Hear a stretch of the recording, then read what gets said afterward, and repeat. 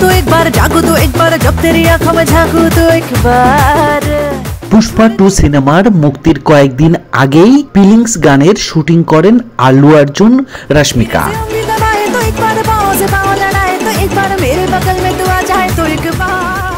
জানলে অবাক হবেন, এই গানের জন্য শুটিং হয়েছে 5 দিন।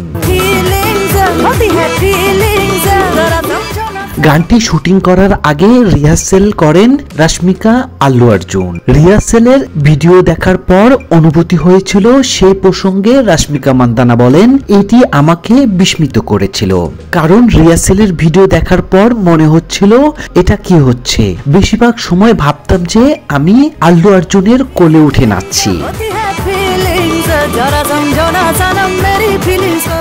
আল্লু অর্জুনের কোলে উঠে নাচার শুটিং এর অভিজ্ঞতা জানিয়ে রশ্মিকা মান্দানা আরো বলেন, আমার কেবল মনে হচ্ছিল আমি এটা কিভাবে করব, আমার অস্বস্তি হচ্ছিল।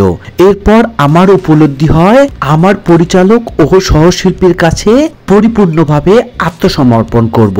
যদি সিনেমার জন্য এটা প্রয়োজন হয় তাহলে চলো করি। আপনি একবার যদি মানুষকে বিশ্বাস করেন তবে সে কাজটি আনন্দ হয়ে ওঠে।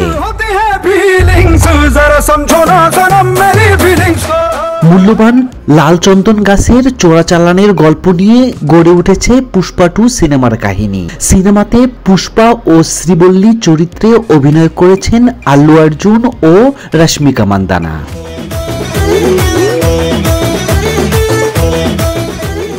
গত 5 ডিসেম্বর প্রেক্ষাগৃহে মুক্তির পর বক্স অফিসে ঝড় তোলে তাদব তাদব তারকাদের সিনেমার রেকর্ড ভেঙেছে এটি।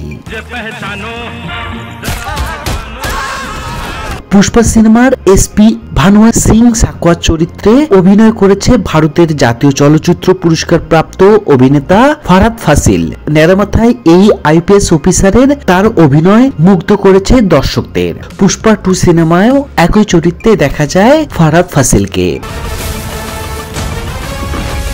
পুষ্পা 2 সিনেমার প্রথমটি চেয়ে আরো বেশি চমকপ্রদ হবে বলে আগে থেকেই আশ্বাস দিয়েছিলেন নির্মাতারাও। বাজেটে আনেন পরিবর্তন, প্রথম সিনেমার তুলনায় যা দ্বিগুণ। পুষ্পা দ্য রাইজ সিনেমার বাজেট ছিল 193 কোটি, এবার পুষ্পা 2 জন্য হয়ে গেল 400 থেকে 500 কোটি রুপি।